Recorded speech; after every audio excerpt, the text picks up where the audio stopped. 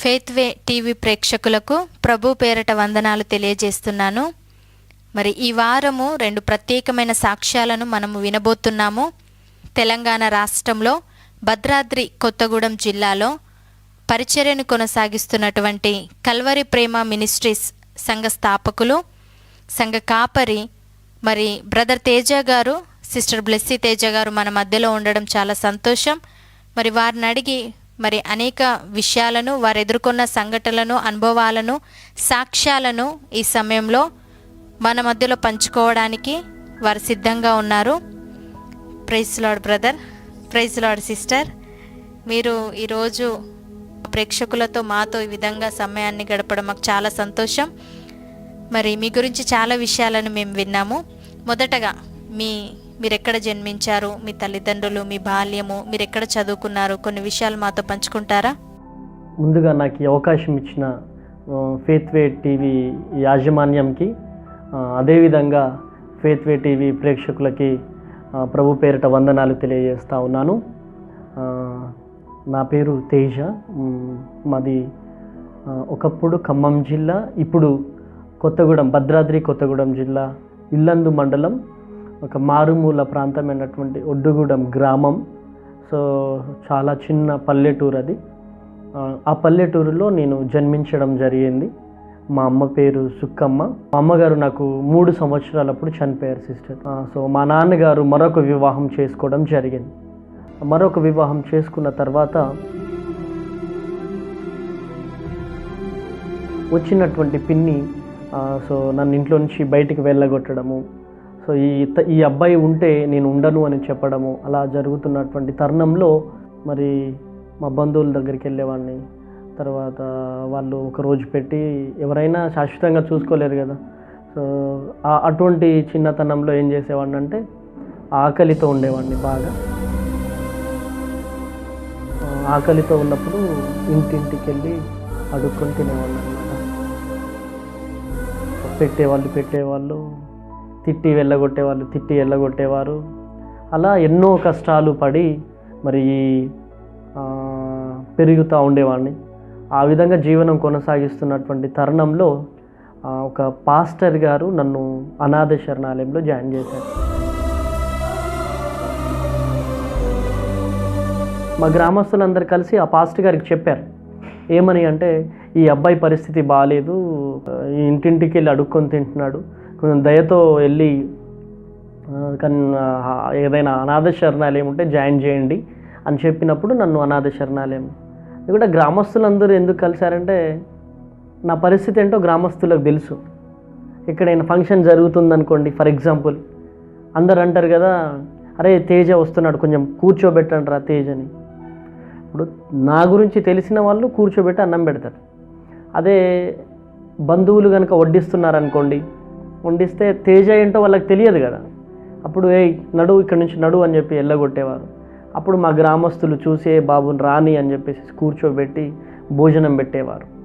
So అలా చిన్నతనం నుంచి కొంచెం ఆకలి కోసం తిరుగుతూ ఉండేవాడిని బాల్యం.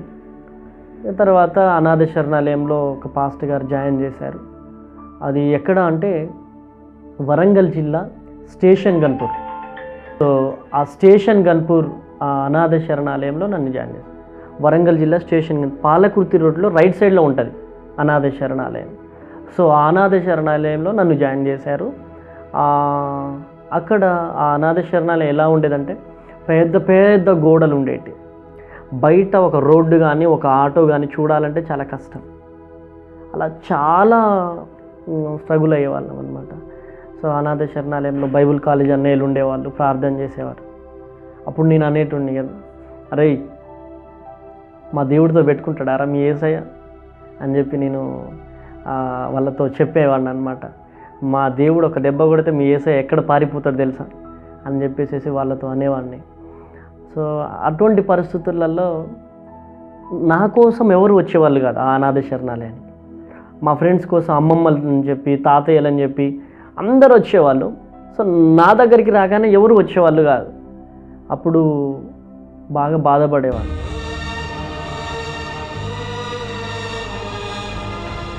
మా అనాథ శరణాలయంలో స్టడీ అవర్ ఉంటుంది 6 to 7:30.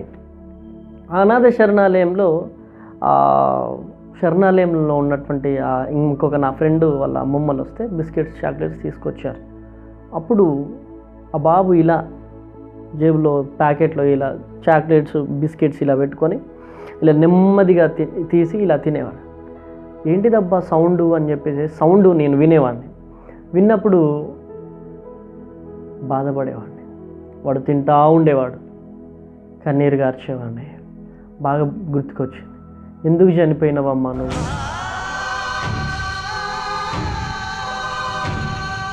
ఎందుకు చనిపోయినావమ్మా, ఎందుకు పాయిజన్ తీసుకున్నావమ్మా నువ్వు బ్రతుకుంటే నేను కూడా మరి ఈ బిస్కెట్స్ చాక్లెట్స్ తినేవాడినేమో అని చెప్పి బాగా ఏడుస్తూ ఉండేవాడిని. అప్పుడు మా ఫ్రెండు నాకు ఇవ్వకుండా తినడమే కాకుండా వార్డెన్ సార్కి చెప్పేవాడు, ఏమని, సార్ తేజ ఏడుస్తున్నాడు సార్ అని చెప్పేవాడు. చెప్పినప్పుడు మా వార్డెన్ సార్ వచ్చి బాగా కొట్టేవాడు అనమాట. కొట్టినప్పుడు ఏడవడానికి కూడా నాకు ప్రైవసీ ఉండేది కాదు. అప్పుడు మామిడి తోట ఉండేది మా అనాథ శరణాలయం చుట్టూ, మామిడి తోట. ఆ మామిడి తోటకి వెళ్ళేసేసి ఆ చెట్ల కింద కూర్చొని నేను ఏడుస్తూ ఉండేవాడిని. అమ్మని గుర్తు తెచ్చుకొని ఏడుస్తూ ఉండేవాడిని.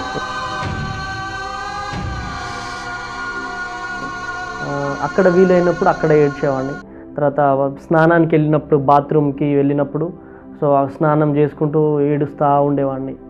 అలా ఆ శరణాలయంలో చాలా కష్టాలు పడుతూ ఉండేవాడిని. ఆ విధంగానే ఆ అనాథ శరణాలయంలో మరి జీవనం కొనసాగిస్తూ ఉండేవాడిని. అలా ప్రతి దినము అమ్మని గుర్తు తెచ్చుకోవడము, ఏడవడము. సో నాన్నని గుర్తు తెచ్చుకునేవాడిని. గుర్తు తెచ్చుకున్న నాన్న వచ్చేవారు కాదు. అలా ఎన్నో కష్టాలు పడుతూ ఆ అనాథ శరణాలయంలోనే మరి విద్యను అభ్యసించాను. 10th క్లాస్ వరకు మాత్రమే ఉండేది. సో కనుక 10th క్లాస్ వరకు ఆ అనాథ శరణాలయంలో చదువుకుంటూ అక్కడే జీవనం కొనసాగాను. మరి బ్రదర్, మరి 10వ తరగతి తర్వాత ఒంటరిగా ఏ విధంగా మీ చదువును కొనసాగించారు? మరి మీ బంధువుల నుండి, రక్త సంబంధికుల నుంచి ఏ విధమైనటువంటి సహాయం మీకు అందలేదా? అంటే బంధువులు అందరూ ఉండేవారు, కానీ ఇంకా 10th క్లాస్ వరకు అనాథ శరణాలయంలో ఉండేవాళ్ళం. ఆ 10th అయిపోయిన తర్వాత మళ్ళీ ఇక అంతకంటే ఇక అక్కడ లేదనమాట. సో అందుకని చెప్పేసి ఇంటికి వెళ్ళొచ్చిన తర్వాత మరలా మా పిన్ని ఈ అబ్బాయి ఉంటే ఉండను అని చెప్పేసి చెప్తూ ఉండేది. బంధువులు ఎవరు చేరదీసేవారు కాదు. ఎటు తోచని పరిస్థితులలో మామూలుగా ఊర్లలో తిరుగుతూ ఉండేవాడిని. మరి బ్రదర్, ఆ తర్వాత మీరు ఎక్కడి వరకు చదువుకున్నారు? మరి మేము మీ గురించి కొన్ని ఆసక్తికరమైన విషయాలు విన్నాము. మీరు గన్ పట్టుకొని అడవిలో తిరిగేవారని, మరి అన్నలతో కలిసి మరి మీరు పార్టీలో తిరిగారని మేము విన్నాము, నిజమేనా? అంటే సిస్టర్, అది వాస్తవానికి నిజమే. అనాథ శరణాలయం నుంచి ఎప్పుడైతే బయటకు వచ్చానో అప్పుడు ఏం జరిగిందంటే, మా పిన్ని గారు నన్ను ఇంట్లోనికి రానివ్వకుండా ఉండేదన్నమాట. సో ఈ అబ్బాయి ఉంటే నేను ఉండను అని చెప్పి పంచాయతీలు పెట్టడము, నలుగురిలో కూర్చోబెట్టడము, అలా చేస్తున్నటువంటి తరుణంలో సో అప్పుడు ఏం డిసిషన్ తీసుకున్నానంటే, మా చుట్టుపక్కల వాళ్ళందరూ అనేవాళ్ళు, అరే మీ అమ్మ సంపాదించిందేరా, కనీసానికి అన్నం కూడా పెట్టట్టేదేంద్రా అని చెప్పేసి అంటూ ఉండేవారు. అప్పుడు మా నాన్న మ్యారేజ్ చేసుకున్న తర్వాత 2 అమ్మాయిలు. ఆ అమ్మాయిలు కూడా నన్ను ఎట్లా పడితే అట్లా తిట్టడము, ఏదో మాట్లాడడము, అసభ్యకరమైనటువంటి పదజాలం యూజ్ చేయడము. సో చేస్తున్నటువంటి తరుణంలో నేను ఒక మాట అన్నాను మా నాన్నగారితో, మా అమ్మ సంపాదించిందే కదా అని చెప్పేసి అన్నప్పుడు గొడ్లు కట్టేసే కొట్టం ఉంటుంది కదా, ఆ గొడ్లు కట్టేసే దులానికి ఇలా కట్టేశాడు. ఇలా కట్టేసి కారం పోసి, ఆ తేజ కారం, ఆ కారం పేరు కూడా గుర్తుంది ఇప్పటివరకు, తేజ కారం పోసేసేసి ఆవులు కట్టేసే ఆ తాడుతో కొడుతూ ఉంటే, సో ఆ విధంగా కన్నీరు గారుతూ ఎన్నో కష్టాలు పడ్డాను చిన్నతనంలోనే. ఊరంతా వెనకాల పరిగెత్తుతూ కొట్టేవాడు, చాలా కష్టాలు పడ్డాను సిస్టర్. అలా మా విలేజ్లో పెద్ద మనుషులు ఎవరు చెప్పినా ఆయన వినకపోయేటోడు అనమాట. అప్పుడు ఈ అన్నలు వచ్చేసేసి పార్టీ వాళ్ళు వచ్చేసేసి ఆయనని 4 తన్ని నన్ను వాళ్ళతో తీసుకెళ్ళడం జరిగింది. ఏదో పెద్ద విప్లవం కోసం దానికోసం దీనికోసం నేను వెళ్ళలేదు, కానీ కేవలం భోజనం కోసమే ఆ పార్టీలో వెళ్ళడం జరిగింది. కేవలము వారితో వెళ్తే కడుపు నిండా భోజనం దొరుకుతుంది నాకు అనొక ఆశతోనే ఆ పార్టీలోకి వెళ్ళడం జరిగింది. బ్రదర్, మరి ఆ పార్టీ నుంచి మీరు ఏ విధంగా బయటకు వచ్చారు? మరి కొన్ని విషయాలు మీ గురించి విన్నాము. ఏంటంటే మీరు ఏ విధంగా అమ్మ ట్యూషన్ పాయింట్ స్టార్ట్ చేశారని, అదేవిధంగా మరి అమ్మ చిన్నారుల ఆశ్రమాన్ని అతి చిన్న వయసులోనే మీరు స్థాపించారని విన్నాము. అటువంటి ఆలోచన మీకు ఆ యవ్వన దశలో ఏ విధంగా వచ్చింది? ఎక్కడి నుంచి ఆ ధైర్యం వచ్చింది? ఎందుకంటే మీరు ఒంటరిగా మరి ఒక సేవను మీరు ప్రారంభించారని విన్నా. మీరు ఏం చదువుకున్నారు? నేను ఎంఏ పాలిటిక్స్ చేశాను. సో ఈ పార్టీలో తిరుగుతున్నటువంటి టైంలో చాలా కష్టాలు నేను ఎదుర్కొన్నాను. చాలా కష్టాలు అంటే పార్టీలో తిరిగేటప్పుడు ఎలా ఉంటుందంటే భోజనము ఉండదు. భోజనము కోసం అని చెప్పేసి వాళ్ళు ఏం చేస్తారంటే పార్టీలో పెద్దలు, పాపం బీద పార్టీ కదా, సో ఏం చేస్తారంటే పలాని బస్తీలో పలాని ఇంటికి వెళ్ళి మీరు భోజనం చేయాలంటారు. అప్పుడు వెళ్ళినప్పుడు వాళ్ళు ఏం చేస్తారంటే వాళ్ళు భోజనం పెట్టే ముందు, ఏంటి బాబు మీరు ముగ్గురు కని చెప్తే మీరు 5గురు వచ్చారేంటి, మేము ఎక్కడి నుంచి తెచ్చి పెట్టాలా చెప్పి భోజనం తినేటప్పుడు వారు అనే మాట అది అన్నప్పుడు మేము అంటాం, అమ్మ ముగ్గురికి సరిపోయేటట్టే తింటామమ్మా అని చెప్పి కొంచెం అన్నం తిని లేచి వచ్చిన జీవితం మాది. అలా పార్టీలో ఎన్నో కష్టాలు పడ్డాం, ఎన్నో ధర్నాలు చేశాం, ఎన్నో రాస్తోరకలు. అప్పుడు progressive democratic student union PDSU ప్రగతిశీల ప్రజాస్వామ్య విద్యార్థి సంఘంలో పనిచేశాను నేను. అనేక కష్టాలు పడ్డాం, విద్యార్థి సంఘం కోసం చాలా కష్టాలు పడ్డాం. తర్వాత ఆర్థిక ఇబ్బందుల వల్ల పార్టీలో నుంచి బయటికి వచ్చి ఇల్లందులో సబ్జైల్ బస్తీలో అమ్మ ట్యూషన్ పాయింట్ స్టార్ట్ చేశాను. ఆ అమ్మ ట్యూషన్ పాయింట్తో పాటు అమ్మ డ్యాన్స్ అకాడమీ స్టార్ట్ చేశాను. చిన్న ఒక ఇల్లు అద్దెకు తీసుకొని ప్రారంభించాను. సో పిల్లలకు మోటివేషన్ క్లాసెస్ ఇవ్వడము, కమ్యూనికేషన్ స్కిల్స్ క్లాసెస్ ఇవ్వడము, తర్వాత ట్యూషన్ చెప్పడము, తర్వాత తల్లిదండ్రుల పట్ల బాధ్యత వారికి నేర్పించడము.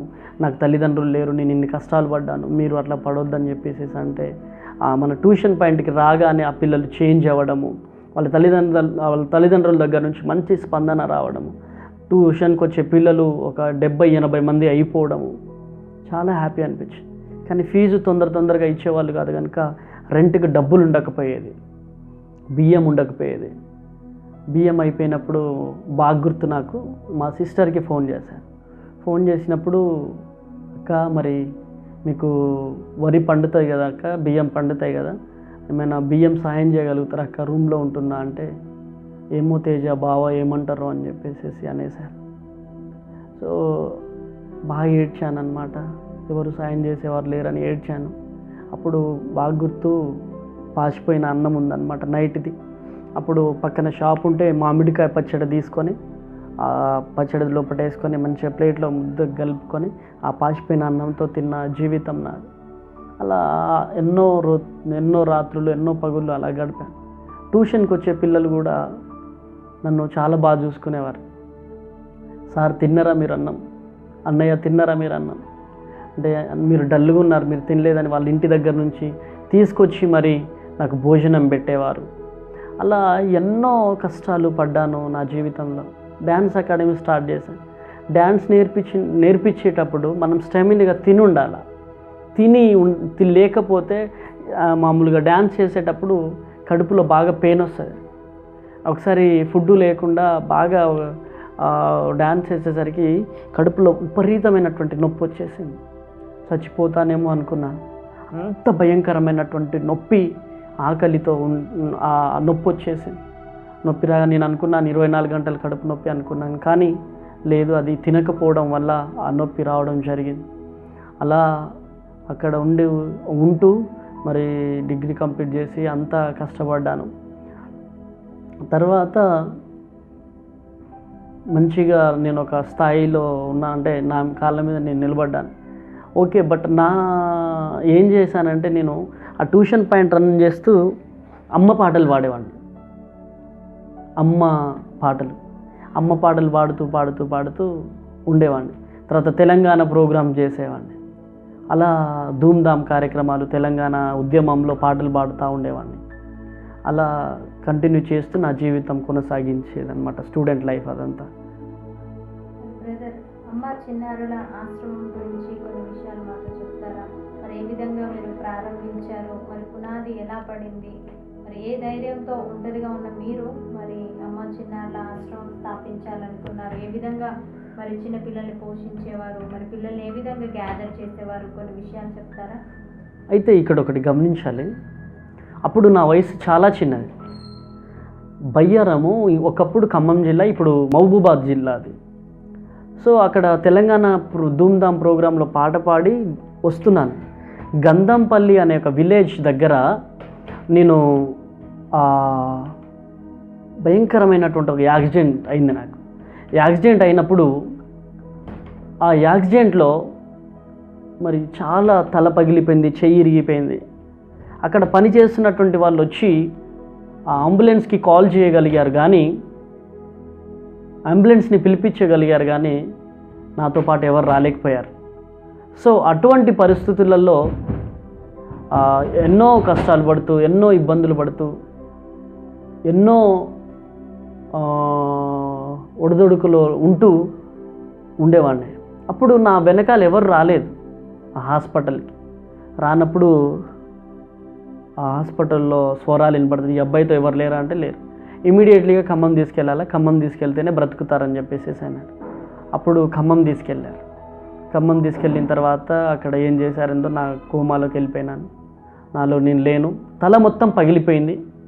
అటువంటి పరిస్థితులలో ఆ రోజు ఎందుకో బెడ్షీట్ కప్పుకొని ఏడుస్తున్నాను బాగా.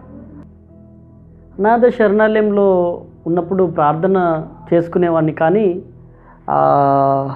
అంతగా ఏముండకపోయేది. అప్పుడు విపరీతంగా దేవుడు గుర్తుకొచ్చేసాడు. దేవుడు గుర్తుకొచ్చేసి, ప్రభువా నువ్వు నన్ను ఎందుకు పుట్టించావు? చిన్నప్పటి నుంచి ఇన్ని కష్టాలు పెడుతున్నావు నువ్వు నాకు. అమ్మని దూరం చేసావు, నాన్నని దూరం చేసావు, బంధువుల్ని దూరం చేసావు.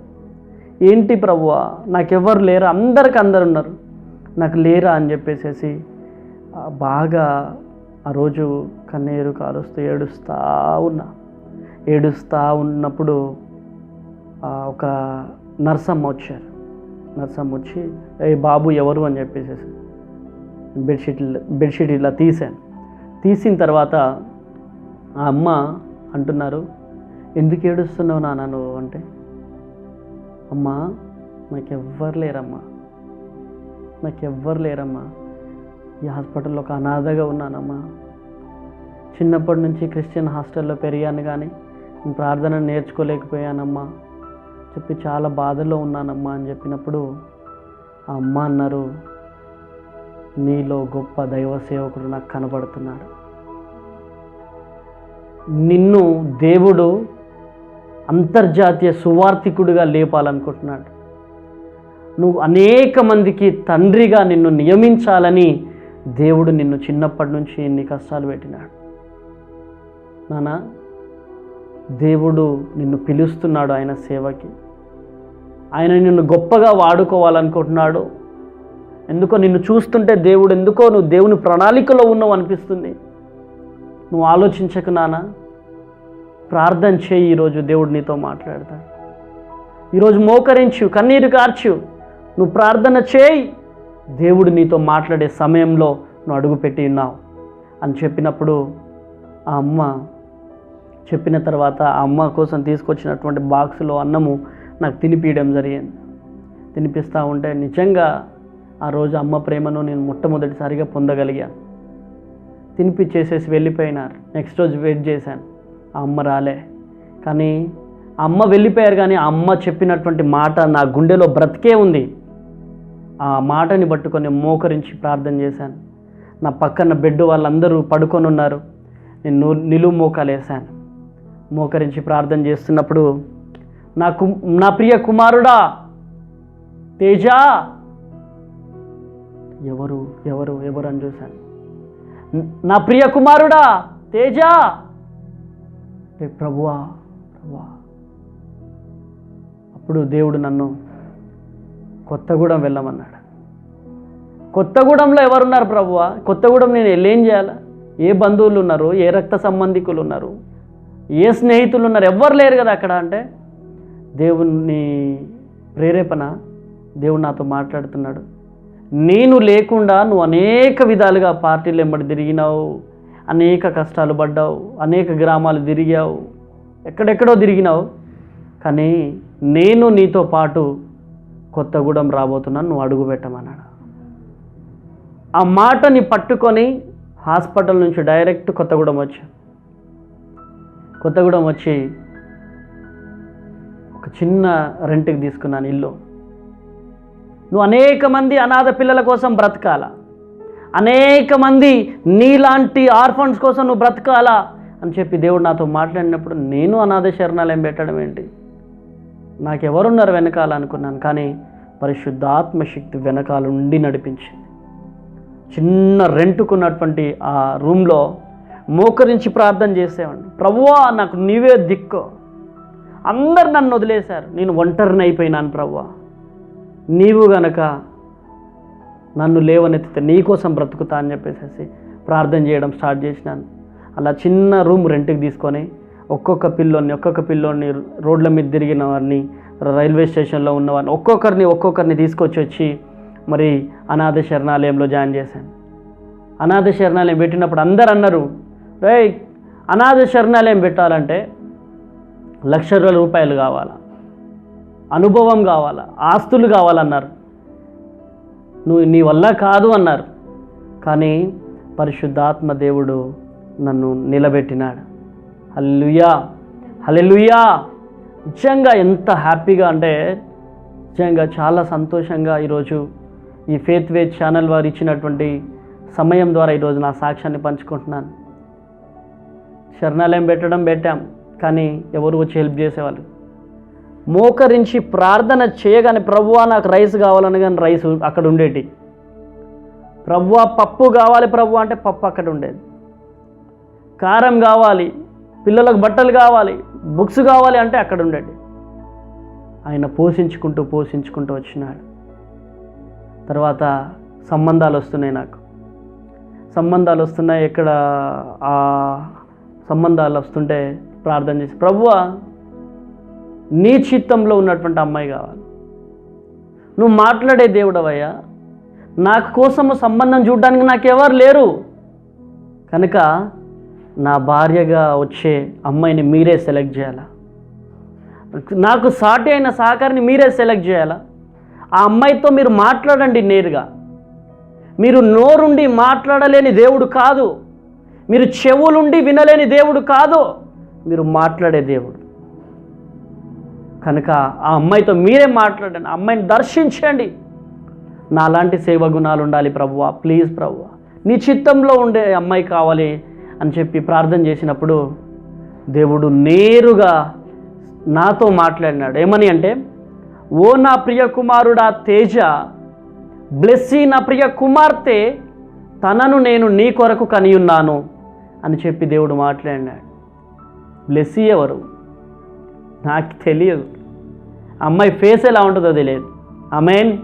కానీ దేవుడు ఒకానొక దినం ఈ బిడ్డనే శరణాలయానికి నడిపించినాడు. తర్వాత ఆ బిడ్డతో కూడా దేవుడు నేరుగా మాట్లాడినాడు. అలా జీవనం కొనసాగిస్తూ మరి దేవుడు తనతో కూడా మాట్లాడిన తర్వాత తనను వివాహం చేసుకున్నాను. మరి సిస్టర్, మీరు వివాహం జరిగిన తర్వాత బ్రదర్తో కలిసి మరి చిన్నపిల్లల పరిచర్యను ఏ విధంగా కొనసాగించగలిగారు? మరి మీ కుటుంబ నేపథ్యము, చిన్ననాటి సంగతులను, మీ కుటుంబం యొక్క వివరాలను, మీ తల్లిదండ్రుల గురించి మాతో వివరంగా చెప్పగలుగుతారా? సిస్టర్, ముందుగా చెప్పాలి అంటే మాది క్రైస్తవ కుటుంబం. మా నాన్నగారు పేరు సునీల్ కుమార్ గారు, అమ్మగారి పేరు శోభారాణి గారు. వీరిద్దరు కూడా ఇరువురు క్రైస్తవ కుటుంబం నుంచి వచ్చారు. నాకు ఒక తమ్ముడు ఉన్నాడు. తను మైనింగ్ ఇంజనీరింగ్ కంప్లీట్ అయ్యి జాబ్ సర్చింగ్లో ఉన్నాడు. మాది చక్కని చిన్న కుటుంబము, చింతలేని కుటుంబం అనేలాగున మా కుటుంబము. చక్కని పద్ధతిలో క్రైస్తవ కుటుంబం ఎలా ఉంటుందో అలాంటి రీతిగా మమ్మల్ని ఒక మంచి క్రమ పద్ధతిలో నా తల్లిదండ్రులు ఇద్దరు కూడా నన్ను పెంచడం జరిగింది. అంటే చక్కని చిన్నతనంలో నుంచి మంచి అనుభవాలతో దేవుడు నన్ను పెంచడం జరిగింది. దాని తర్వాత నేను హయ్యర్ స్టడీస్ కానీ నేను బయటికి రావడము, మరి నేను నా ఇంజనీరింగ్ కంప్లీట్ చేసుకున్నాను. ఇంజనీరింగ్ తర్వాత ఎంటెక్ కూడా పూర్తి చేశాను. జాబ్ చేస్తున్న క్రమంలో నాకు ఒక కాల్ వచ్చిందనమాట. ఇలా నేను అంతకుముందు జాబ్ చేసినప్పుడు ఆ ఇన్స్టిట్యూషన్ వాళ్ళు, మేడం ఇలా మిమ్మల్ని మేము కిడ్జే ఇంటర్నేషనల్ అనే స్కూల్లో మిమ్మల్ని ప్రిన్సిపల్గా అపాయింట్ చేయాలనుకుంటున్నాము, మరి మీరు రాగలుగుతారా అని అన్నప్పుడు దేవుడిచ్చిన ఆపర్చునిటీ నేను పోగొట్టుకోవద్దు, వినియోగించుకోవాలి అనేసి నేను ఆ జాబ్ చేయడం జరిగింది. నాకు అర్థం కాలేదు దేవుడు ఎందుకు నా జీవితంలో ఇలాంటి విధమైన అనుభవాలు తీసుకొస్తున్నారని నాకు అర్థం కాలేదు. క్రైస్తవ కుటుంబం నుంచి వచ్చాను, అన్నిట్లో యాక్టివ్గా నేను పార్టిసిపేట్ చేసేదాన్ని. సండే స్కూల్ విషయంలో కానీ యూత్ విషయంలో అన్నిట్లో నేను ముందుగా ఉండేదాన్ని అమ్మాయిని అనమాట. దేవునికి మహిమకరమైన జీవితం నేను జీవించాలని ఒక తాపత్రం కలిగి నేను ఎల్లప్పుడూ ఉండేదాన్ని అనమాట. సరే దేవా, నువ్వు ఇచ్చిన ఈ ఆపర్చునిటీ నేను పోగొట్టుకోవద్దు అని నేను ఆ స్కూల్లో ప్రిన్సిపల్గా చిన్న వయసులో నేను జాయిన్ చేయడం, నేను అంటే దాంట్లో నేను జాయిన్ అవ్వడం జరిగింది. నాకు అర్థం కాలేదు. చిన్న వయసు చాలామంది అడిగారు, చిన్న వయసులో ప్రిన్సిపల్ ఏంటి అని చాలామందికి ఒక కళ్ళకు ఆశ్చర్యకరంగా దేవుడు నన్ను ఉంచారు. నాకు కూడా అనుకునేదాన్ని, నేను అనుకునేది సెల్ఫ్గా, ఏంటి దేవా నేను ఒక ప్రిన్సిపల్నా అనేసి నాకు ఇంత ధన్యతను మీరు ఇచ్చినందుకు మీకు వందనాలు వేసాను, ఎప్పుడు కృతజ్ఞతాస్తుతులు చెల్లించేదని. కానీ దాని వెనకాలన్న సీక్రెట్ నాకు అర్థం కాకపోయేది. కానీ రానున్న కొన్ని దినాల్లో దేవుడు నాకు సమస్తాన్ని కూడా ఆయన నేర్పించి నన్ను ముందుగానే ట్రైనింగ్, అంటే దావీదు వేళ్ళకి ఎలాంటి యుద్ధాన్ని దేవుడు నేర్పించారో నాకు కూడా చిన్నతనం నుంచి చక్కని రీతిలో దేవుడు పాటలు నేర్పిస్తూ వచ్చారనమాట. అది సిస్టర్. ఇంకా దాని తర్వాత దేవుడు, నేను జాబ్ చేస్తున్న క్రమంలోనే దేవుడు నాతో మాట్లాడడం జరిగింది. ఒక దైవజనుల ద్వారా మాట్లాడారు నా వివాహం గురించి. నేను దేవునితో అడిగాను, అయ్యా దైవజనులతో ద్వారా కాదు, కానీ నా వివాహము దైవజనులతో మీరు మాట్లాడారు, నేను అది అంగీకరించాను, కానీ నాతో మీరు మాట్లాడండి అయ్యా, ఎందుకంటే నువ్వు మాట్లాడే దేవుడవి. నా జీవితము నేను నాకు అనుకూలంగా ఉండేటట్టు నేను డిజైన్ చేసుకుంటూ వచ్చాను నా జీవితాన్ని, ఇలా ఉండాలి అలా ఉండాలని. కానీ దేవుడు ఎప్పుడైతే దైవజనుల ద్వారా మాట్లాడారో ఆ మాట నేను అంగీకరించాను. ఆ రోజు మోకరించి ప్రార్థన చేశాను అనమాట. దేవా ఇదిగో మీరు మాట్లాడారు, దైవజనులతో మాట్లాడే దేవుడు, నువ్వు నాతో మాట్లాడే దేవుడు, నువ్వు మాట ఇస్తే మాట తప్పని దేవుడు.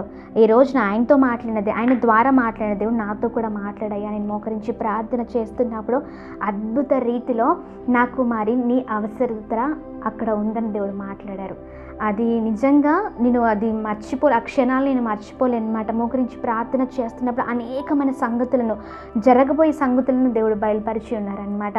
ఆ సంగతులను గుండెకి హత్తుకొని నాకున్న సమస్తాన్ని, ఆ రోజు బైబిల్లో చక్కగా ఒక వాక్యం ఉంటుంది, మత్తయి సువార్త 19వ అధ్యాయంలో 20 నుంచి 30 పేతురు అడుగుతున్నారు, దేవుణ్ణి అడుగుతున్నారు, అయ్యా నీతో వస్తే, నీతో ఉంటే మాకేమి దొరుకుతుంది లాభం అని.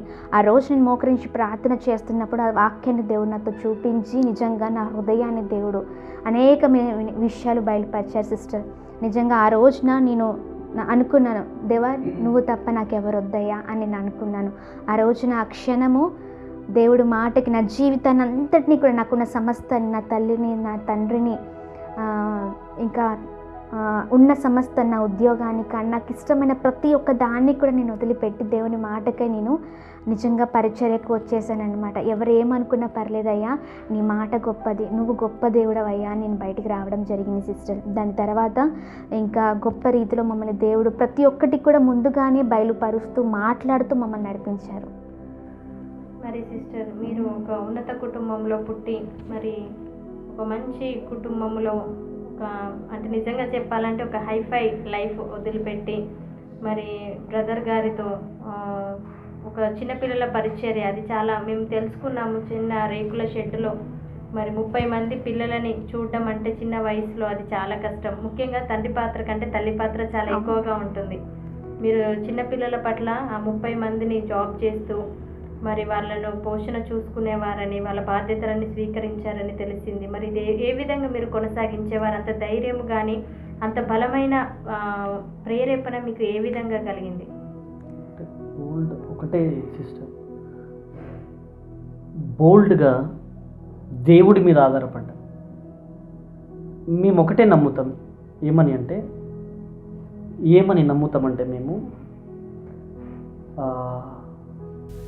నమ్ముతామంటే మేము ఎక్కడికైనా వెళ్ళినామనుకోండి, మాతో పాటు ఆ దేవుడు వచ్చేస్తాడు అంతే. ఎందుకనంటే పరిశుద్ధాత్మ దేవుడు మాతో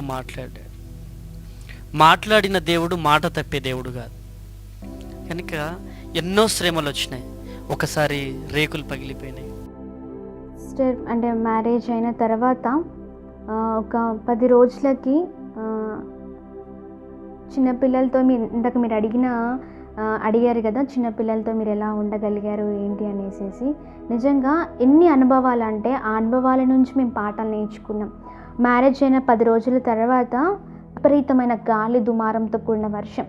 ఆ వర్షానికి మేమున్న ఆ రేకుల షెడ్ అది మొత్తం కూడా ఇలా పైకి లెగిచిపోయింది అనమాట.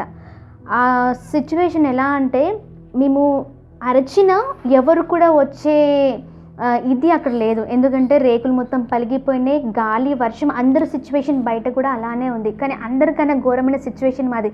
అరచినా ఎవరు రారు, పిలిచినా ఎవరు రారు, ఎవరు కూడా మాకు సహాయం చేసేది కూడా లేదు. ఎందుకంటే చాలా గాలి దుమారం వర్షము, రాళ్ళ వర్షం పడుతుందన్నమాట. అప్పుడు ఆ రోజున పిల్లలందరినీ కూడా నాకు కొన్ని సెల్ఫ్లు ఉన్నాయి, అంటే గిన్నెలు పెట్టుకోవడానికి లోపల కిచెన్లో సెల్ఫ్లు ఉంటాయి కదా, ఆ పిల్లలందరినీ తీసుకెళ్ళి నేను ఏం చేశానంటే కొంతమంది పిల్లలు బ్రదర్ దగ్గర ఉన్నారు, కొంతమంది పిల్లలు నా దగ్గర ఉన్నారు. సాయంత్రము ఇంకా వంట చేయబోతున్నాం, వంట కోసం సిద్ధపడుతున్నాం, పిల్లలకి ఆకలేస్తూ ఉంటుంది కదా అనేసి. సో ఆ టైంలో వర్షం పడగానే నేను ఏం చేశాను, అక్కడ నా పిల్లల్ని ఆ సెల్ఫ్లో పెట్టేసాను తల్లిని, ఎక్కడ దెబ్బలు తగులుతాయని. అమాంతంగా ఆ రేకులు పైకి వెళ్ళిపోయి కింద పడిపోయి మా మీద పడ్డాయి అనమాట రేకులు. కానీ ఆ సమయంలో మాకు అసలు ఏది కూడా గాయపడలేదు, నాకు ఏది అవ్వలేదు. అంత సురక్షితంగా మమ్మల్ని కాపాడిన దేవుడు. నిజంగా ఆ రోజు మేము మర్చిపోం, ఎందుకంటే ఏమీ లేని స్థితిలో మమ్మల్ని కాపాడిన దేవుడా. స్నేహ అనే పాప సిస్టర్, ఆ ఇద్దరు సెల్ఫ్ పక్కన ఇలా నిలబడ్డప్పుడు రేకులు ఫట్టుమని పగిలి ఇలా వాళ్ళ మీద పడుతూ ఉంటే వాళ్ళు సెల్ఫ్లో దాక్కుని ఇలా వెళ్ళిపోయింది అనమాట రేకు. అప్పుడు తల పగిలిపోయేది. తర్వాత రేకులు పగిలిపోయిన తర్వాత కొంచెం ఒక 2-3 రేకులు అక్కడ ఆగి ఉన్నాయి. ఆ రేకుల కింద పెద్ద బెడ్షీట్స్ ఉండేవి. అప్పుడు సింగరేణి అధికారులు జిఎం సత్యసాగర్ డాడీ అని చెప్పేసి అప్పుడు జిఎం పర్సనల్గా ఉండే అనమాట. జిఎం సార్ పర్సనల్ జిఎంగా సత్యసాగర్ సార్ ఉన్నప్పుడు వాళ్ళు సింగరేణి సంస్థ తరఫున మనకు పెద్ద పెద్ద బెడ్షీట్స్ ఇచ్చారు.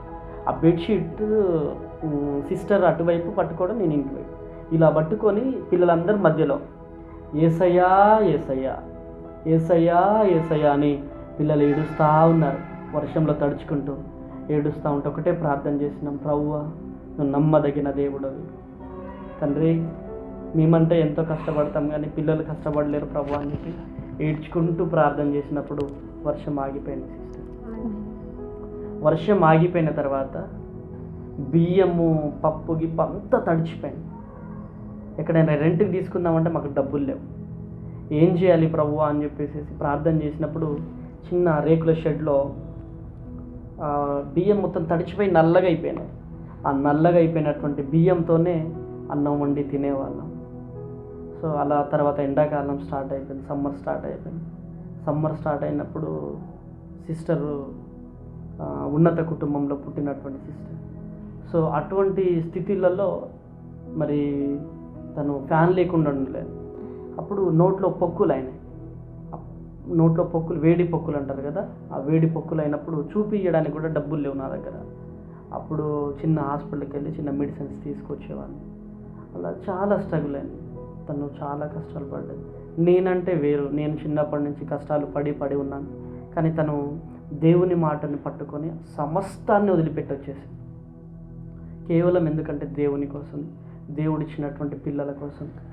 కానీ ఒకటి మాత్రం మేము చెప్పదలుచుకున్నాం సిస్టర్, నిజంగా ఈరోజు ప్రేక్షకులకు కూడా, మాకు ఏదైనా సమస్య రాబోతుంది అంటే దేవుడు ముందుగానే చెప్పేస్తాడు. ఏదైనా సమస్య రాబోతుంది అనగానే దేవుడు ముందుగానే చెప్పేస్తాడు. అలా దేవుడు మమ్మల్ని పోషిస్తూ ముందుకు నడిపించినాడు సిస్టర్.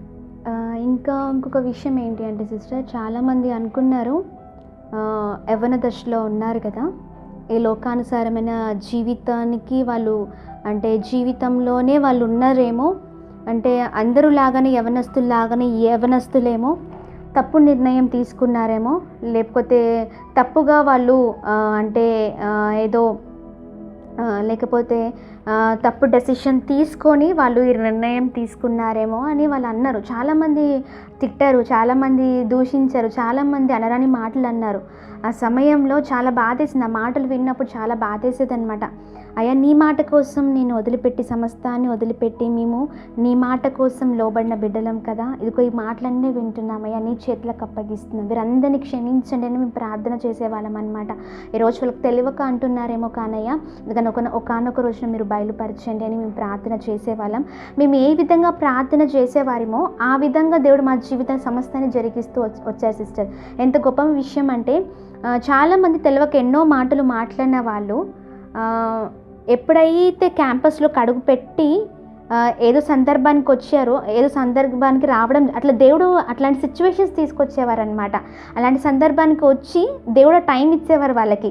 ఆ టైంకి వచ్చి వాళ్ళు మేము తప్పుగా అనుకున్నామో మమ్మల్ని క్షమించండి, సారీ అని చెప్పి క్యాంపస్ నుంచి వెళ్ళిపోయేవారు అనమాట. అంత గొప్ప దేవుడు. ఎందుకంటే ఒకటే మాట, నమ్ముకున్న దేవుడు సిగ్గుపరిచే దేవుడు అస్సలకే కాదు సిస్టర్. మమ్మల్ని నిజంగా ఆయన వాత్సల్యము చేత, ప్రేమ చేత ఎల్లప్పుడూ కూడా మమ్మల్ని నడిపిస్తూ వచ్చిన దేవుడు సిస్టర్. ప్రతి ఒక్క విషయంలో కూడా ఎవరు ఎన్ని మాటలన్నా వారి నోర్లన్నీ మూయబడేలాగా చేసిన దేవుడు అనమాట. సిస్టర్ అండ్ బ్రదర్, మీరు దేవుని పరిచర్యను మరి ప్రారంభించారు 1 సంవత్సర కాల క్రితము. మరి ఏ విధంగా మరి దేవుని పిలుపును మీరు అందుకున్నారు? చిన్న వయసులోనే మరి చిన్నపిల్లల పరిచర్య, అదేవిధంగా వృద్ధుల ఆశ్రమము స్టార్ట్ చేయాలని ఆలోచన, అదేవిధంగా మరి దేవుని పిలుపుని ఏ విధంగా అందుకున్నారు? దేవుని సేవను, దేవుని పరిచర్యను ఏ విధంగా కొనసాగిస్తున్నారు? మాకు కొన్ని విషయాలు చెప్తారా? అయితే సిస్టర్, పరిచర్య కంటే కొంచెం బ్యాక్ వెళ్తే అక్కడ చాలా ఆర్థిక ఇబ్బందులు ఉండేవి మాకు. ఆ ఆర్థిక ఇబ్బందులు తట్టుకోలేక చాలా బాధలు పడేవాళ్ళం. పిల్లలు పెరిగేవారు, వాళ్ళని పెట్టడానికి మా దగ్గర ఉండకపోయేటి. అలా ఎన్నో కష్టాలు పడుతున్నప్పుడు సిస్టర్ ఏం చేశారంటే, కొత్తగూడెంలో లిటిల్ బర్డ్ స్కూల్లో సాఫ్ట్ స్కిల్ ట్రైనర్గా టీచర్గా అపాయింట్ అయ్యారు. అపాయింట్ అయినప్పుడు సిస్టర్ స్కూల్కి వెళ్తే నేను వంట చేసేవాడిని, సిస్టర్ స్కూల్కి వెళ్ళినప్పుడు నేను వంట చేసేవాడిని. అలా పిల్లలకి అన్నం వండి నేను పెట్టేవాడిని. అలా సిస్టర్ స్కూల్కి వెళ్ళేది. అలా చేస్తున్నటువంటి తరుణంలో 10 డేస్కి సిస్టర్కి శాలరీ వచ్చింది 5,000 రూపీస్. అంటే నెలకు 15,000 రూపాయలు. 10 రోజులు పనిచేస్తే 5,000 రూపాయలు వచ్చినాయి. 5,000ని పట్టుకొని ఇలా ఏడ్చాం. ఎంత గొప్ప దేవుడవు ప్రభు అని చెప్పేసి పట్టుకొని ఏడ్చాము. ఆ 5,000 అప్పులు చేసాము. శరణాలయం అన్నాడు. చేతులకు రాగానే ఎటువైపు డబ్బులు అటువైపు వెళ్ళిపోయినాయి. అలా ఎన్నో కష్టాలు పడుతూ వస్తున్నాం. కానీ అలా జాబ్ చేస్తూ ఉండేది. తర్వాత నేను మోటివేషన్ క్లాసెస్ ఇచ్చేవాడిని. ఒకానొక దినం ఏం చేసామంటే, మేమిద్దరము విజయవాడ మీటింగ్కి వెళ్ళాం. విజయవాడ మీటింగ్కి వెళ్ళినప్పుడు ఆ మీటింగ్ జరుగుతుంది. పాస్టర్ అమ్మ గారు, బెల్లంపల్లి ప్రవీణ్ అన్నవారు, శారన్ అమ్మవారు అక్కడ మీటింగ్స్ పెట్టినప్పుడు వారు ఇవ్వడం గురించి చెప్తున్నప్పుడు నేను ప్రార్థన చేస్తున్నాను, తను ప్రేయర్లో ఉంది. మాకు వెళ్ళడానికి ఛార్జీకి డబ్బులు లేక మేము వేరే వాళ్ళ కార్లో వెళ్ళినప్పుడు అక్కడ సిస్టర్కి బహుబలమైన ప్రేరేపణ వచ్చేసేసి మెడలో ఉన్నటువంటి చైన్ తీసి వేసేసింది. మెడలో ఉన్నటువంటి చైన్ తీసి వేసినప్పుడు చాలా హ్యాపీ అనిపించింది. మాతో వచ్చిన వారందరూ ఏమన్నారంటే, నీ భార్య నిన్ను లెక్క చేయదా, అసలు నీకు చెప్పకుండా ఆ చైన్ వేయడం ఏంటి అని చెప్పేసి వాళ్ళు చాలా ఎగతాళికరంగా మాట్లాడారు. అప్పుడు నేను అన్నయ్యతో చెప్పాను, ఆ చైన్ కంటే దేవుడు మాకు గొప్పవాడు. దేవుని కోసం మేము చచ్చిపోవడానికే సిద్ధమైనాం, ఆఫ్టర్ ఆల్ ఆ చైన్ ఎంత అన్న అని చెప్పి ఆ అన్నయ్యతో చెప్పినప్పుడు అన్నయ్య ఎంతగానో సంతోషించినాడు. సో తర్వాత వచ్చేసినాం, తర్వాత ప్రేయర్లో ఉన్నాం. నెక్స్ట్ రోజు ఆ బూడిదిగడ్డ బస్తీ కొత్తగూడెంలో రేకుల షెడ్డు మన శరణాలయం ఖాళీ చేయమంటున్నారు. ఎందుకంటే డిస్ట్రిక్ట్ అయింది కదా, డిస్ట్రిక్ట్ అయిన తర్వాత ఖాళీ చేయమంటే ప్రభువా మేము ఎక్కడికి వెళ్ళాలి ప్రభువా అని చెప్పి ప్రార్థన చేస్తున్నప్పుడు దేవుని స్వరం, ఓ నా ప్రియ కుమారుడా తేజ, నీకు ఎకరం స్థలం ఇవ్వబోతున్నా అన్నాడు. ఆమేన్. ఎకరం స్థలం ఇవ్వబోతున్నా అంటే ఎలా ఇస్తావు ప్రభువా అని చెప్పేసి ప్రార్థన చేస్తున్నాను. 1 వీక్ తర్వాత ఒక దంపతులు వచ్చి మాతో మాట్లాడినారు, మీరు చూడండి ఎకరం స్థలం అని చెప్పేసి. చూసినప్పుడు కొత్తగూడెం అంతా సరౌండింగ్ తిరిగినాము, ఎక్కడ మాకు దొరకలేదు. కానీ ఒకానొక దినం ఇదే స్థలంలో మన ఇప్పుడు ప్రస్తుతానికి చర్చి కట్టే స్థలం ఉంది, ఆ స్థలం ఆపోజిట్ రోడ్డు మీదనే ఒకానొక దినం బైక్ ఆగిపోవడం, దేవుడు సిస్టర్కి ఈ కొండ పక్కనే దేవుడు మందిరాన్ని కట్టబోతున్నాడు, ఇవ్వబోతున్నాడు అని చెప్పి సిస్టర్ చెప్పడము, అదే ల్యాండ్ని దేవుడు మాకు ఇవ్వడము, ఇదంతా కూడా గొప్ప అద్భుతం మా జీవితాలలో. మేము ఇప్పటి వరకు బ్రతికాం కదా, ఆయన ఇట్లా చేతులు ఇలా పట్టుకొని ఇలా తిప్పుతా ఉన్నాడు మమ్మల్ని. ఎస్పెషల్లీ సిస్టర్, ఎక్కడికి వెళ్ళినా ఇద్దరం ఒక గొప్ప అద్భుతాలు అన్నమాట. అలా ల్యాండ్ అయిపోయింది. ల్యాండ్ అయిపోయిన తర్వాత చిన్న ప్రేయర్ టవర్ కట్టుకున్నాం అదే స్థలంలో. ఆ ప్రేయర్ టవర్ కూడా మీకు చూపిస్తాను నేను. ఆ చిన్న పాక, తాటాకుల పాక వేసుకున్నాం. ఆ తాటాకుల పాకలో నుంచి ప్రార్థన చేస్తే బిల్డింగ్ కట్టమన్నాడు. రూపాయి బిల్ల లేదు, ఎలా కట్టాలి సిస్టర్? కానీ దారి మీద ఒక తాతయ్య పోతుంటే చెప్పులు కూడా లేవు. ఆ తాతయ్య 500 రూపాయలు తన పెన్షన్ డబ్బులు ఇచ్చినాడు. అటువంటి స్థితిలో బిల్డింగ్ స్టార్ట్ చేశాము. వితిన్ 5 మంత్స్లో బిల్డింగ్ కట్టడం అయిపోయింది. యేసునామంలో 5 మంత్స్లో బిల్డింగ్ కట్టడం అయిపోయింది. తర్వాత పరిచర్య స్టార్ట్ చేయమని చెప్పి దేవుని స్వరం విన్నప్పుడు నిజంగా నువ్వు నా కోసం బ్రతకాలా ప్రభువా, నేను ఏ ట్రైనింగ్ చేయలేదు ప్రభువా, ఏ ట్రైనింగ్ చేయలే నేను, తను కూడా ఏం ట్రైనింగ్ చేయలే ప్రభువా, మరి మేము ఎలా వాక్య బోధన చేయగలుగుతాము ఎలా ప్రభువా అంటే యెహోషువతో దేవుడు మాట్లాడతాడు. యెహోషువా, నిబ్బరము కలిగి ధైర్యముగా ఉండు. తేజ, నువ్వు నిబ్బరము కలిగి ధైర్యముగా ఉండు. మోషేకి దేవుడు నేనే, ఏలియాకి దేవుడు నేనే, ఎలీషాకు దేవుడు నేనే. విద్య లేని పామరులు నిలబడ్డారు, పరిశుద్ధాత్మ దేవుడు పని చేసినాడు. ప్రభువా నాకే ట్రైనింగ్ లేదంటే దేవుడు మాట్లాడినాడు. పేతురు ఏం ట్రైనింగ్ చేసిండు? యేసు ప్రభు ఏ ట్రైనింగ్ చేసిండు? లేదు. ఆయన పిలుపు, మీరు మిమ్మును పిలిచిన పిలుపుని చూడుడి అని చెప్పి దేవుని వాక్యం సెలవిస్తుంది. నీ పిలుపు వైపు చూసి నేను అడుగు పెడుతున్నాను ప్రభువా అని చెప్పి ఆయన సేవలో పరిచర్యలోకి ముందుకు రావడం జరిగింది. సిస్టర్, మరి సంఘ పరిచర్య ఏ విధంగా జరుగుతుంది? దేవుడు ఏ విధంగా మిమ్మల్ని వాడుకుంటున్నాడు? మరి మేము చాలా విషయాలు విన్నాము, మరి అనేకుల ద్వారా సాక్ష్యాలు కూడా విన్నాము మేము. మరి ఏ గ్రామాల్లో సేవ విస్తరించిందో మాకు కొన్ని విషయాలు చెప్తారా? మేడం, సిస్టర్, మొట్టమొదటిగా మన పరిచర్య విషయమై దేవుడు మాట్లాడినప్పుడు, ప్రార్థనలో ఉన్నప్పుడు దేవుడు ఒక పేరు ఇవ్వడం జరిగింది. దాని పేరు కల్వరి ప్రేమ ప్రార్థనా మందిరం అనేసి, అదే పేరు మనం సంఘానికి పెట్టామన్నమాట. కల్వరి ప్రేమ ప్రార్థనా మందిరము అనేసి, కల్వరి ప్రేమ మినిస్ట్రీస్ అనేసి. ఎందుకంటే దేవుడు ఎప్పుడు కూడా ఒకటి, ఆయన ప్రేమను ప్రజలకు పంచేవారు. ఆయన ప్రేమ ఎల్లప్పుడూ కూడా ప్రజల్లో ఉండాలనేసి కల్వరి ప్రేమ ప్రార్థనా మందిరం అని. దొంగల దగ్గర ప్రేమను చూపించినాడు. ప్రేమని, యేసయ్య ప్రేమని ఈ మినిస్ట్రీ ద్వారా పంచాలని కల్వరి ప్రేమ మినిస్ట్రీస్ అనేది స్టార్ట్ చేశాం సిస్టర్. సో ఈ కల్వరి ప్రేమ ప్రార్థనా మందిరము చాలా చిన్నగా సిస్టర్ ఒక్కరితో ఇద్దరితో ప్రారంభించబడింది. ఇప్పుడు పరిచర్య స్టార్ట్ అయ్యి ప్రారంభించబడి 1.5 సంవత్సరాలు అవుతుంది. చాలా తక్కువ కాలంలో గొప్ప రీతిగా దేవుడు మమ్మల్ని వాడుకుంటూ నడిపిస్తూ వస్తున్నారు. పరిచర్య వచ్చి మాది సిటీలో కాదు, పల్లెటూరులో పరిచర్య. ఎందుకంటే చాలామంది ఎలా ఉంటారంటే దేవుని తెలవని ప్రజలు ఎక్కడ ఉంటారంటే పల్లెటూరులో ఉంటారు. కాబట్టి ఆ పల్లెటూరులో మేము పరిచర్య స్టార్ట్ చేసాము. ఇప్పుడున్న స్థలము కూడా చర్చ్ ఉన్న స్థలము ఎలా అంటే సిటీకి కొత్తగూడెం ప్రాంతానికి ఓ 3-4 కిలోమీటర్ దూరంలో ఉంటుంది. ఎవరైనా ఆశ్చర్యపోతారు, ఎలా అంటే ఇక్కడ మీరు పరిచర్య స్టార్ట్ చేయడం ఏంటి అని డౌట్ రావచ్చు. ఎందుకంటే ఇక్కడికి ఎవరు రారు కదా అని వాళ్ళ ఉద్దేశం అన్నమాట. కానీ దేవుడు ఇక్కడే స్థలాన్ని చూపించి ఇక్కడ ఎందుకంటే ఆయన సేవ, నా సేవ ఇక్కడే ఉంది, మీరు ఇక్కడే ఉండండి అని దేవుడు మాట్లాడిన దేవుడు అనమాట. సో మేము ఇక్కడ ప్రారంభించాము, నమ్మినాము. ఒకరైనా ఇద్దరైనా చాలేసయ్యా నీ సువార్తను మేము ప్రకటించాలి అనేసి ఒక్కరితో ఇద్దరితో స్టార్ట్ చేసిన మేము ఇప్పుడు దగ్గరగా 250-300 మంది సంఘానికి సభ్యులుగా వస్తూ ఉంటారు. అది కూడా పల్లెటూరు ప్రాంతం నుంచి రావడం జరుగుతుంది అనమాట. దగ్గరున్న పల్లెటూరు గ్రామం. ప్రతి ఒక్కరు కూడా సంఘంలో ఉన్న సంఘ బిడ్డలు రోజు కూలికి వెళ్ళేవారు. దేవుడు తెలియని ప్రజలు చాలామంది ఉన్నారు మన చర్చ్కి వచ్చేవాళ్ళు. ఈ సంవత్సర కాలంలో దేవుడు మాకు ఇచ్చిన కృపను బట్టి ఒక 100 మందికి దైవజనుల ద్వారా బాప్తీసము ఇవ్వడం జరిగింది.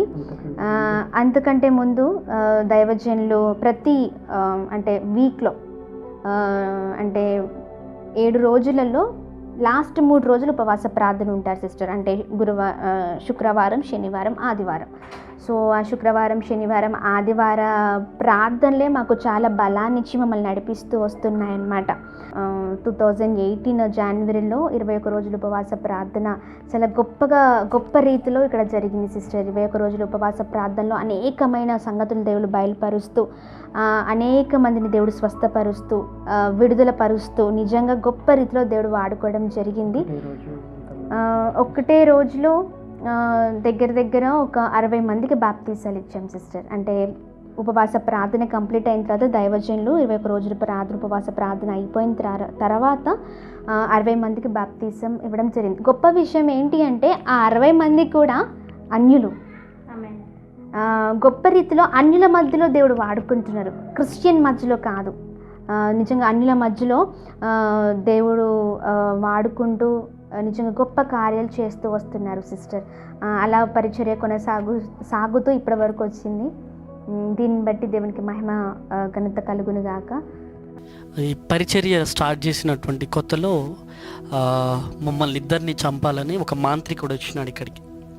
ఒక మాంత్రికుడు వచ్చేసేసి మమ్మల్ని ఇద్దరిని చంపాలని చెప్పేసి మంత్రాలు చేస్తూ ఉన్నాడు.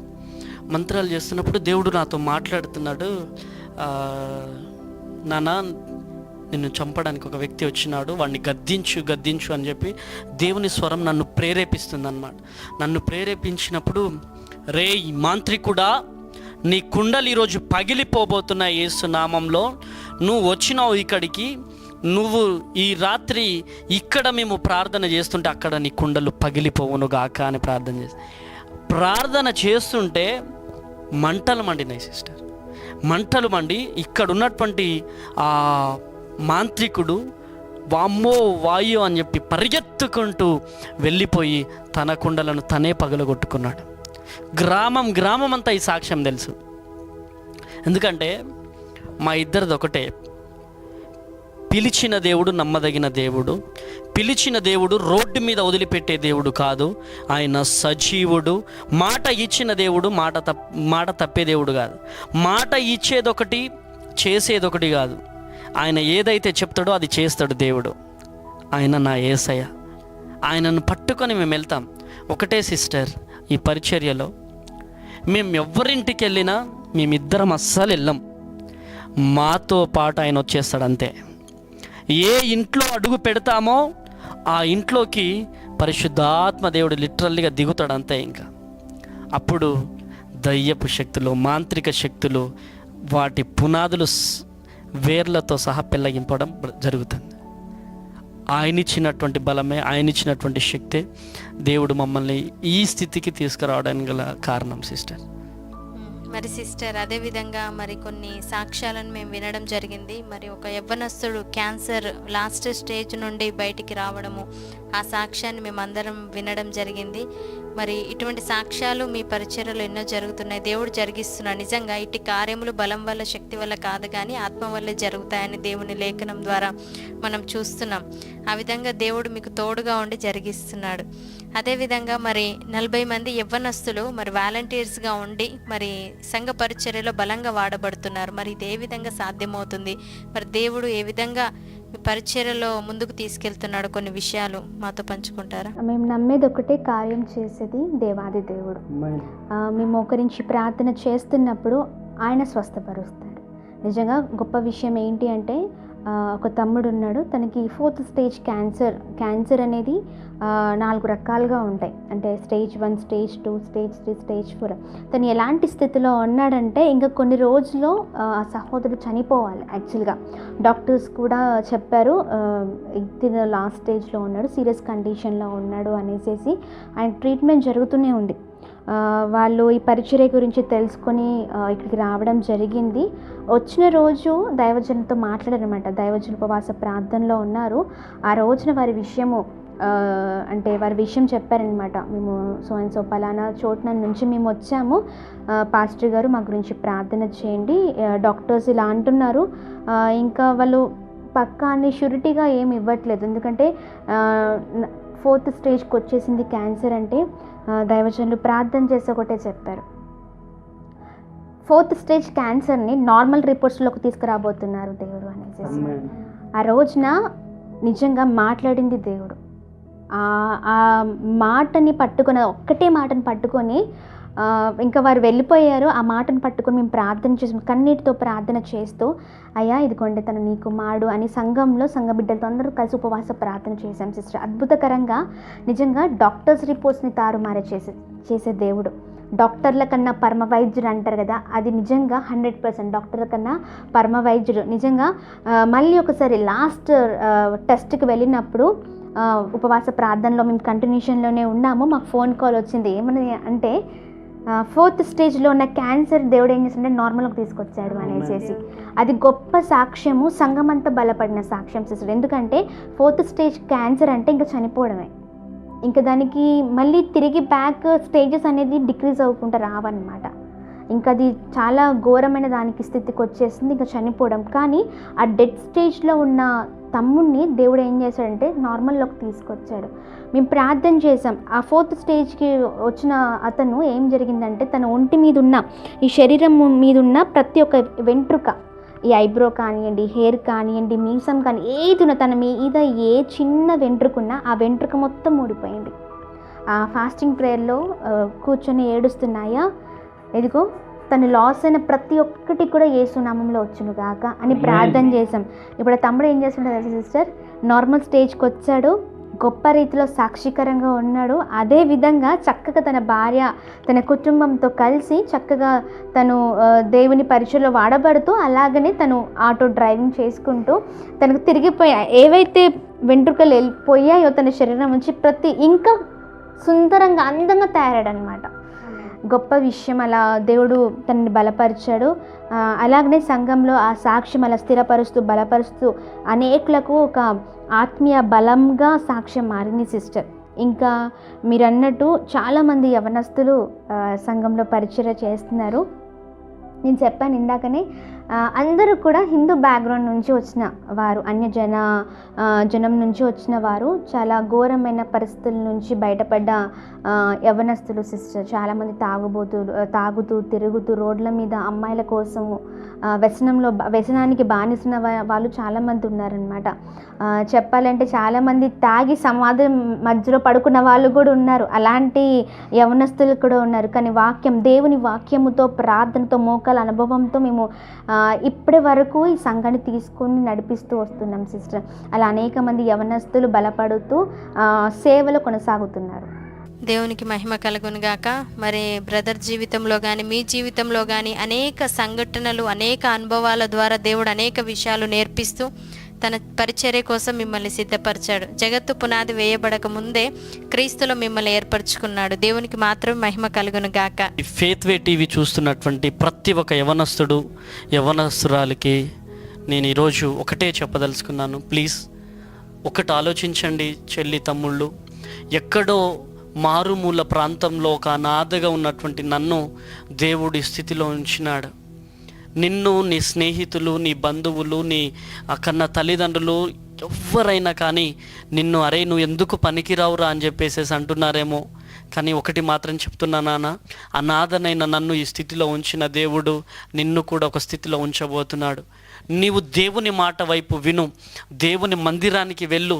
తప్పిపోయి నువ్వు ఎటో తిరుగుతున్నావేమో, కానీ ప్లీజ్ నాన్న, నా 2 చేతులెత్తి దండం పెడుతున్నా నీకు. ఆయన లేపే దేవుడు, ఆయన పడేసే దేవుడు కాదు. ఆయన నీ దగ్గర నుంచి ఏది ఆశించే దేవుడు కాదు. ప్లీజ్ నాన్న, ఈ మాటలు వింటున్నా, ఈ సాక్ష్యం వింటున్నా నీవు దేవుని వైపు పరిగెత్తుకుంటూ రా.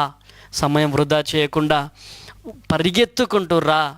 దేవుడు నిన్ను గొప్పగా వాడుకోగలిగే దేవుడు లేవనెత్తే దేవుడు. ఆయననే నజరేయుడైనటువంటి యేసుక్రీస్తు. ఇప్పటి వరకు మరి దైవజనుల అనేక అనుభవాలు, సాక్ష్యాల ద్వారా బలపడ్డారని, ఆశీర్వదించబడ్డారని నమ్ముచున్నాను. మరి మీ ప్రార్థన అవసరతల కోసం మరి కింద వస్తున్న, స్క్రీన్పై వస్తున్న నెంబర్స్కి మరి కాల్ చేసి మీరు ప్రార్థన చేయించుకొని మేలులు పొందవలసిందిగా మనవి చేస్తున్నాను.